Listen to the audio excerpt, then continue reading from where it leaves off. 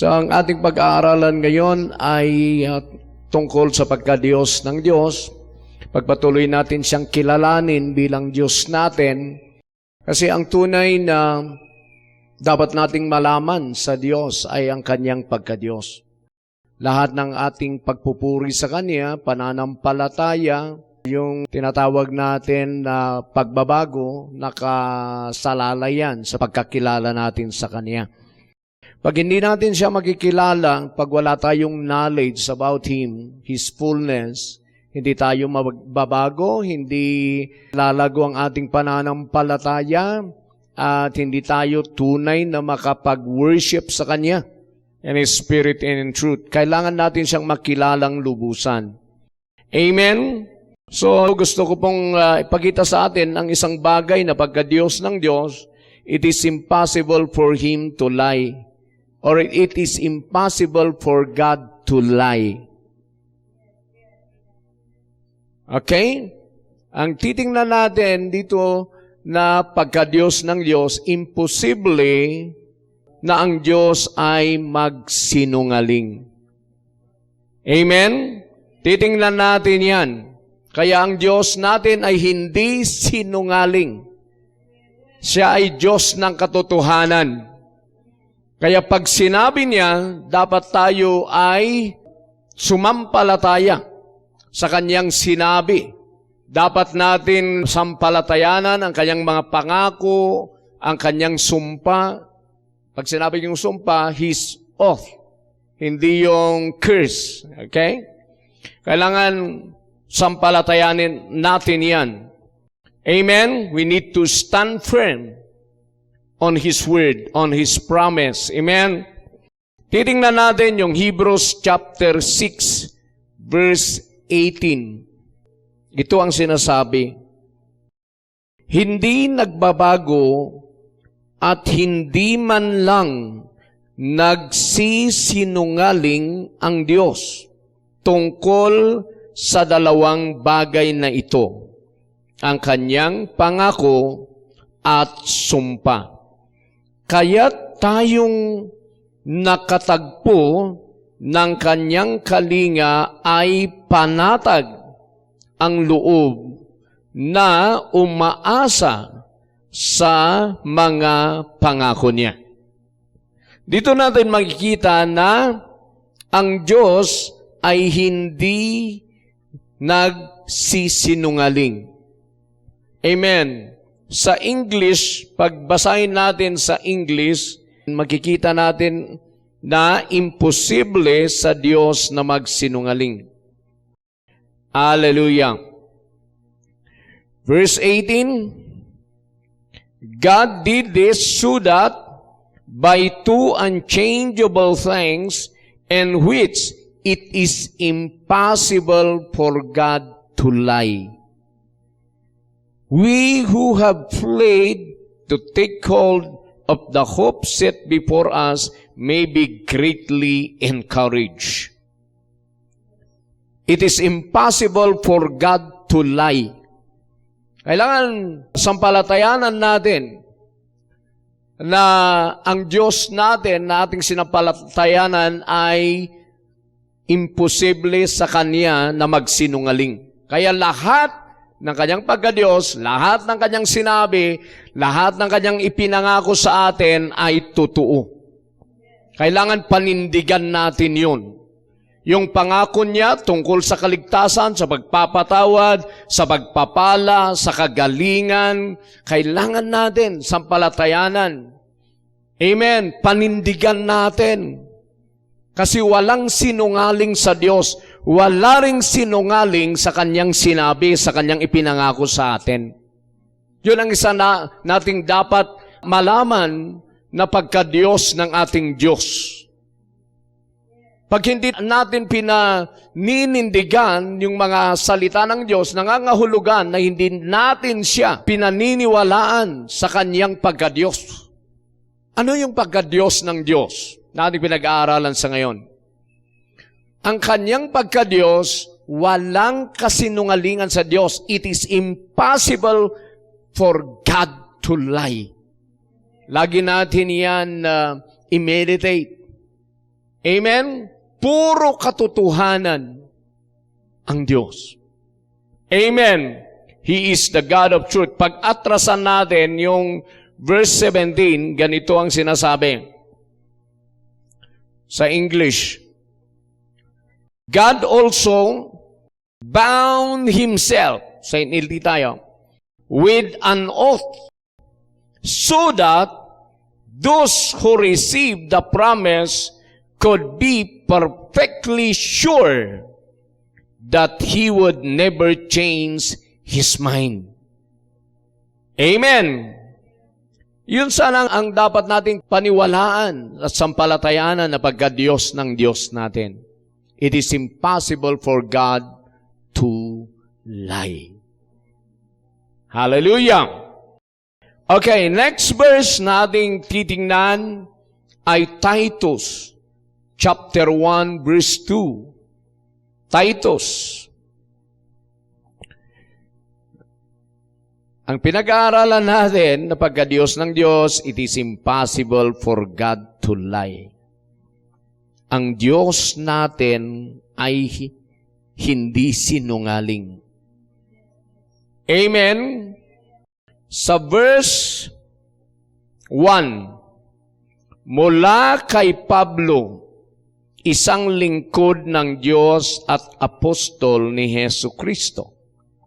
Sinugo ako upang patibayin ang pananampalataya ng mga hinirang ng Diyos. Sino yung mga hinirang ng Diyos? Tayo. Okay? Tayo ang hinirang ng Diyos at upang palawakin ang kanilang kaalaman tungkol sa katotohanang makakapaglapit sa atin sa Diyos. Ang isang gusto ni Paul na gawin sa mga hinirang ng Diyos, sa mga mananampalataya, ay palawakin niya ang kanilang knowledge, kaalaman tungkol sa katotohanan about God. At ang isang katotohanan na gusto niyang ituro sa kanila, it is impossible for God to lie. Amen. Titingnan natin, pagpatuloy natin. At bigyan sila ng pag-asa sa buhay na walang hanggan, bago pa likhain ang sanlibutan. Ang buhay na ito'y ipinangako na ng Diyos na kailanmay hindi sinungaling. Ano ang nakita natin? Ang Diyos kailanmay hindi sinungaling or hindi nagsinungaling. Amen. Sa English, babasahin natin, Titus, chapter 1, verse 1 and 2. Ito ang nakasulat. This letter is from Paul, a slave of God and an apostle of Jesus Christ. I have been sent to proclaim faith to those God has chosen, and to teach them to know the truth that shows them how to live godly lives. Verse 2, this truth gives them confidence that they have eternal life, which God, who does not lie, promised them before the world began. Ano yung nakikita natin dito? God who does not lie. Yung ipinangako niyang buhay na walang hanggan in Christ, talagang tinupad niya. Lahat ng kanyang ipinangako kay Kristo na darating yung Misaya, tinupad niya.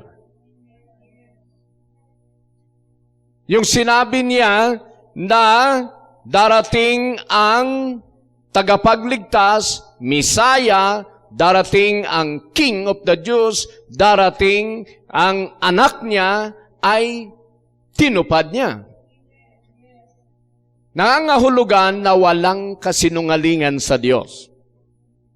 Ito ang gusto kong makita sa aking buhay kasi ang isang problema natin, it's hard for us to trust in Him.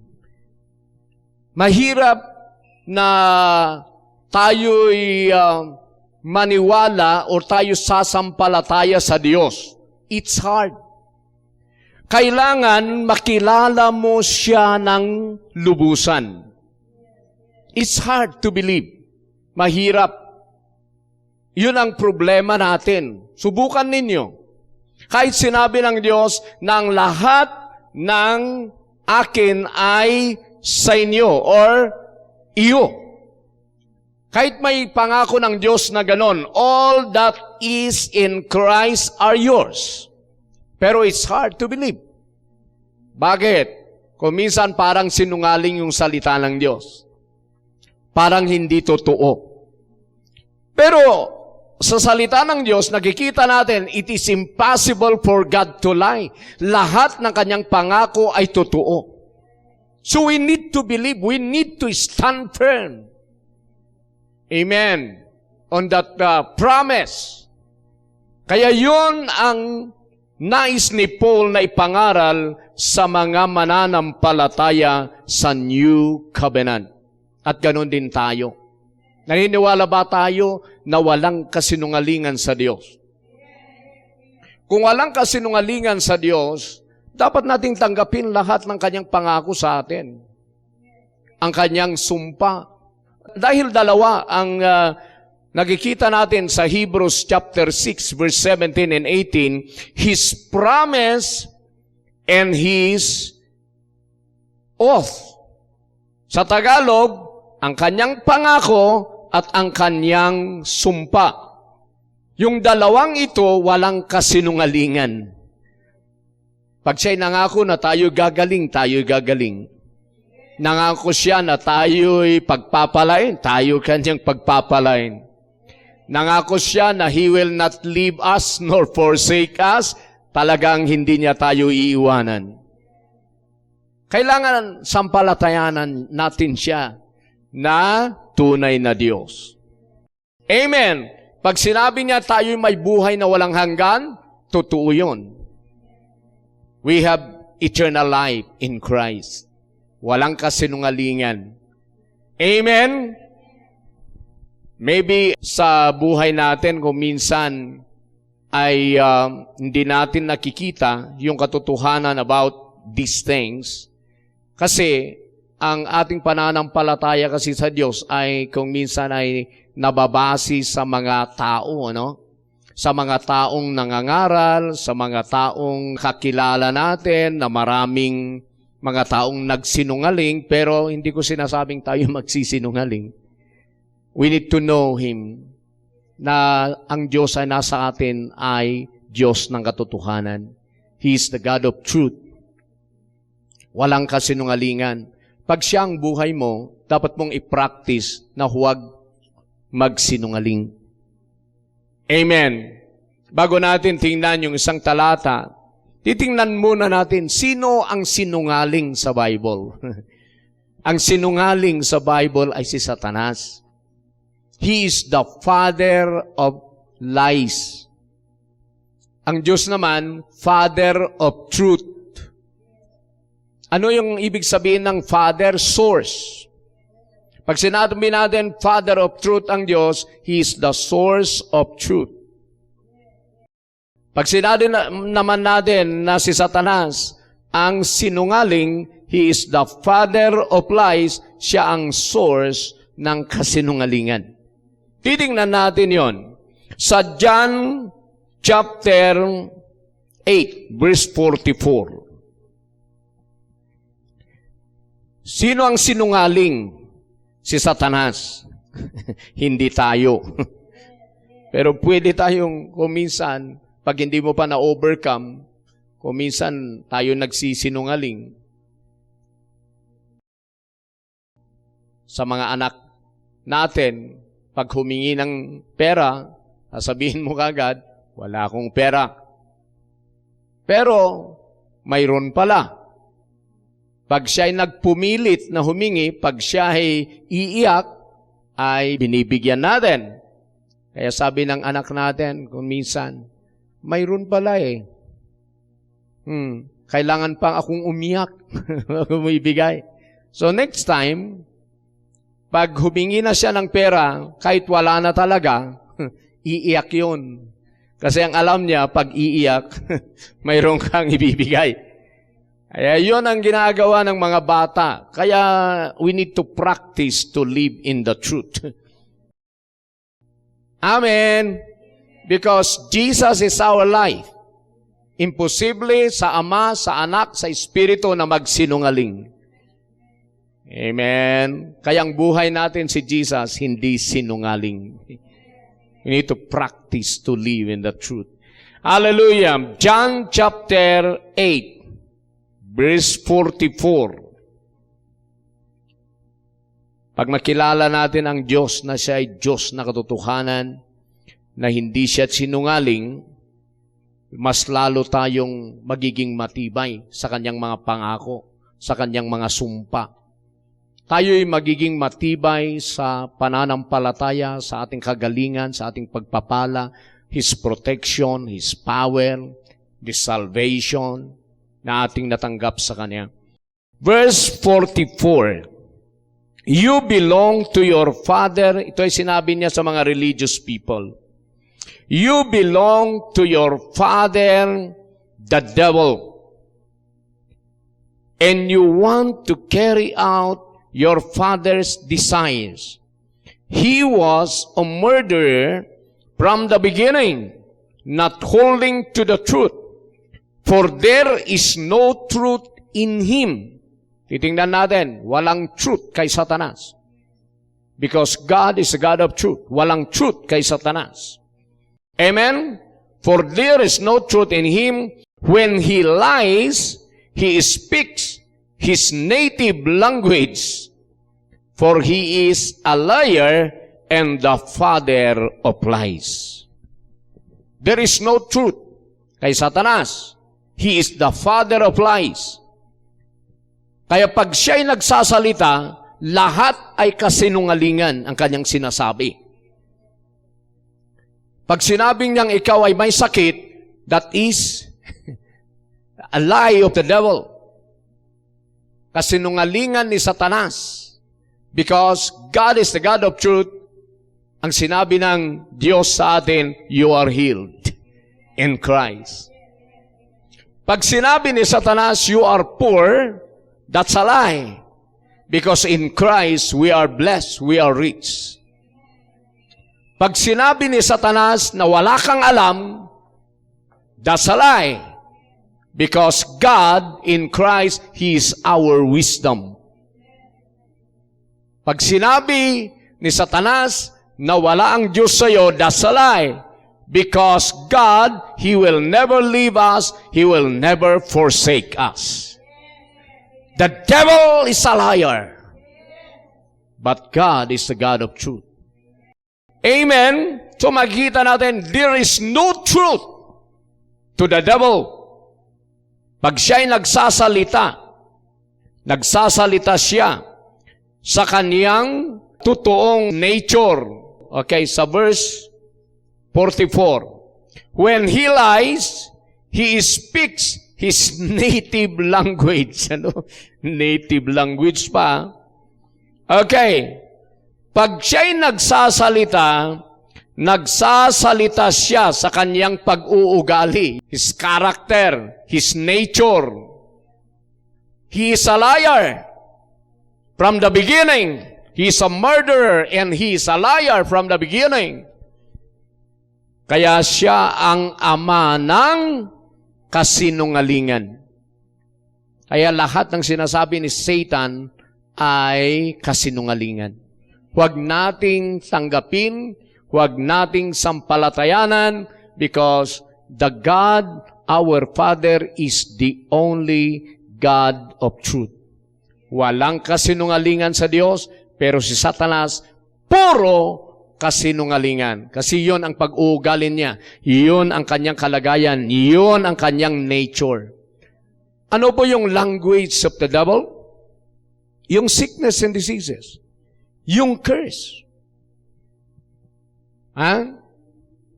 Yung negative things. Yun ang salita ng dyablo, hindi nyo lang alam kasi. Kung minsan, akala nyo, pag naisip ninyo yung isang bagay, akala nyo, kayo yun. Hindi ninyo alam na si Satanas pala ang naglalagay sa kasinungalingan na yon.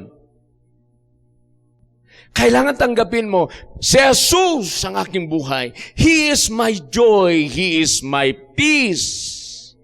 He is my strength. You are my strength. You are my joy. I worship you. Kailangan mayroong kang gawin. Yung tinuturo ko na things don't just happen. Ang mga bagay na mangyayari sa buhay natin ay hindi basta-basta mangyari na wala kang gagawin. May isa pa yung gustong gumaling. Ano? Gustong gumaling sa kanilang mga sakit at karamdaman. Ang gusto nila ay sila'y gagaling na hindi sila makikinig ng salita ng Diyos. Ang gusto nila, sila'y gagaling pag ipanalangin mo kahit walang alam salita ng Diyos. Hindi po pwede yun. We need to preach first the Word at sampalatayanan nila ang Word, saka natin sila ipanalangin. Pero titingnan niyo sa healing service natin, ano? Maraming ayaw makinig. Pero ang gusto nila, ipanalangin natin. Maraming request. Sabi nila, Pastor, ipanalangin nyo nga kami ay ganito, may sakit na ganito, may sakit na ganito. Pag ini-invite natin sila, kailangan a-attend kayo sa service natin, sa healing service, or sa service natin. Wala sila eh. Pero, kaya nga maraming namamatay. Kasi ang gusto lang nila, ipanalangin natin, ayaw nilang umattend, ayaw nilang makinig. Gusto lang nilang gumaling sa panalangin. Hindi po ganon. Yung mga ipinanalangin ni Jesus, nakinig sa kanyang salita. And after that, ipinanalangin ni Jesus. Yung mga ipinanalangin, yung mga apostle, nakinig at na-discern ng mga apostle na mayroon silang pananampalataya na sila'y gagaling. Amen? Saka nila pinanalangin or kinuman. Amen? Saka sila nag-utos na sila'y tumayo't lumakad. Kaya things don't just happen. Ganun din dito. Kung ayaw nyo na maka-operate ang kasinungalingan ni Satan, you need to know God, that God is the God who cannot lie. Walang kasinungalingan sa Diyos. Yun muna ang ating tatanggapin. Yung muna ang pag-aaralan natin bago natin ma-resist ang kasinungalingan ni Satan. For example, sa healing, pag nakita mo na ang Diyos ay totoo na siya ang kalusugan mo, He is your medicine, He is your health, pwede mong i-resist yung kasinungalingan ni Satan na sickness and diseases. Pero pag hindi mo alam ng Diyos ay walang kasinungalingan na siya ay totoong totoo, hindi mo basta-basta ma-resist si Satan. Kaya yun ang sinasabi ko na it's hard to believe kung wala kang napakinggan about God. So you need to know Him more and more. Amen. Sino yung sinungaling? Si Satan. Sino ang hindi nagsisinungaling? Ang Diyos. Next verse, Numbers. Sa Numbers chapter 23, verse 19. Oh, hallelujah. Ang Diyos ay walang kasinungalingan. Amen. Verse 19. Titingnan natin. God is not human that He should lie. Not a human being that He should change His mind. Does He speak and then not act? Does He promise and not fulfill? Sa ibang Translation, God is not a man, so He does not lie. Ang Diyos ay hindi tao. Kaya hindi siya sinungaling na katulad ng tao. Amen? Kailangan makita natin na ang Diyos ay mas mataas kaysa sa tao. Ang tao pwedeng magsinungaling. But ang Diyos, it is impossible for Him to lie. Basahin natin sa Tagalog. Okay. Ganito, sa Tagalog. Ang Diyos ay hindi tao na magsisinungaling. Kaya hindi natin tingnan ang Diyos natin na parang tao. Iba talaga ang Diyos. He is pure. He is righteous and holy. Amen? Ni anak ng tao na magsisisi. Or siya'y magbabago ang isip. Sinabi ba niya at hindi niya gagawin? O sinalita ba niya at hindi niya isasagawa? Yun ay question mark. Ano ang sagot natin? Ha? Pag nagsalita siya, gagawin niya. Amen? So, hindi tao ang Diyos o pang magsinungaling. Kahit lahat ng tao sa mundo ay sinungaling, ang Diyos ay impossible for Him to lie. Idadagdag natin ito. Ito ang isang bagay. This is one thing that God cannot do. Kung minsan sinasabi natin, walang imposible sa Diyos. Lahat ng bagay ay magagawa ng Diyos.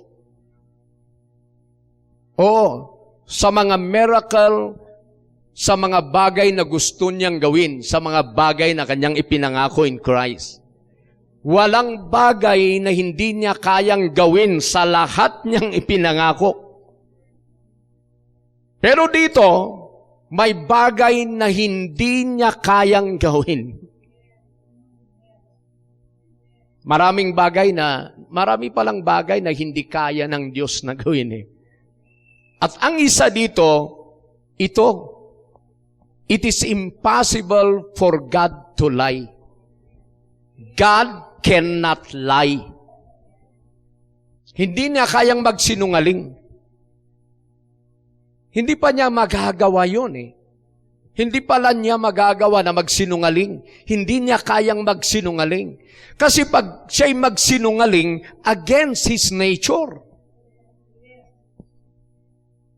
Kaya hindi niya magagawa kailanman na magsinungaling. Kasi He is the God of truth. Kaya hindi siya pwedeng magsinungaling because ang kasinungalingan against His character, against His nature. Kaya mayroong mga bagay na hindi niya kayang gawin. Ang isa dito, yung magsinungaling. Kaya I trust in Him. He is the God of truth. My Father is the God of truth. My Lord Jesus is the Lord of truth. The Holy Spirit is the Spirit of truth. Amen. Hallelujah. Kaya pag sinabi niya na tayo kanyang pagpapalain niya tayo talaga. Pag sinabi niya na hindi niya tayo iiwanan, hindi niya tayo iiwanan. Pag sinabi niya na tayo'y pagagalingin, tayo'y pagagalingin. Walang kasinungalingan sa Diyos. Amen. Kailangan natin yan isa puso. Yun ang isang hindi kaya ng Diyos na gawin. Amen. Pero yung lahat ng himala na kanyang ipinangako, kaya niyang gawin. Ang hindi niya lang kayang gawin, yung against sa kanyang nature at character. Amen. So walang kasinungalingan sa Diyos. Okay? Yun po ang ating mensahe. We need to meditate that na ang ating Ama, ang ating Diyos, hindi siya nagsisinungaling sa atin. Dahil siya ay walang kasinungalingan at siya ang ating buhay, we need to overcome also that lies. Amen? Amen. Because pag tayo nagsisinungaling, the source of it is the devil. Amen. Pag ayaw magsinungaling, wag ka na lang magsalita. Amen. Pag may tinatalong yung mga tao, ayaw mong magsinungaling, ayaw mo namang sabihin ng katotohanan, wag ka nang magsalita. Amen. Because pag ikaw ay nagsinungaling, the source of it is the devil. Kaya tayo mamuhay sa katotohanan, tayo mamuhay sa kanyang salita. Amen. Tayo sumampalataya because walang kasinungalingan sa Diyos. Thank you, Jesus. Thank you, Jesus. Ora bahaya rabasan. Kaya mga kapatid na nandito, for example, mayroong kayong hinihingi sa Diyos na parang walang kasagutan. Yung kagalingan, kalusugan, ay bakit ilang bisis ka nang nanalangin ay wala pa rin. Don't give up. Because God is the God of truth. Sinabi niya, gagawin niya. Ikaw ay magaling na by the stripes of Jesus. Amen. Pag nakikita mo yung buhay na matagal ka ng mananampalataya, pero nakikita mo na parang ang buhay mo ay hindi umaasenso, hindi po yung totoo. Parang lang. Pero your blessings in Christ is real. That is true. Amen? Katotohanan. At yun ay totoo.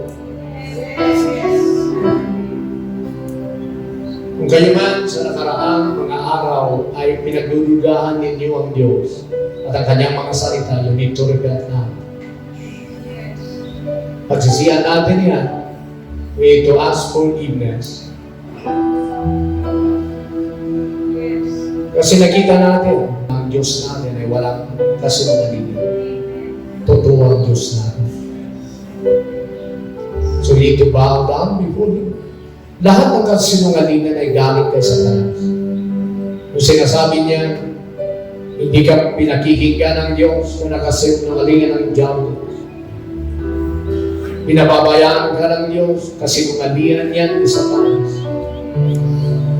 Ayaw kanyang pagalingin, kasinungalingan ni Satan. Because the promise of God in Christ ay walang kasinungalingan. Yun ay totoo. Sa oras na ito, lahat ng mga kapatid na parang nanghihina sa ilang pananampalataya sa Diyos, na parang ikaw ay pinababayaan ng Diyos, you need to bow down before God and release your faith in Him. Surrender all that down. At yung mga kapatid dito na kung minsan ay bakit hindi mo kayang i-overcome yung mga kasinungalingan, the lies of the devil, you need to surrender. Because walang kasinungalingan sa Diyos, sa Holy Spirit na nasa iyo. Ang kasinungalingan ay galing kay Satanas. You need to surrender that now. You need to overcome that. Because ayaw ng Diyos ay sa buhay natin yung nanggaling kay Satanas. Ang gusto niya sa buhay natin yung nanggaling sa Kanya na lahat ay katotohanan. Surrender the spirit of lying, lay your spirit, and receive God in your heart as the God of truth na walang kasinungalingan. At tanggapin natin ang lahat ng Kanyang pangako sa ating buhay.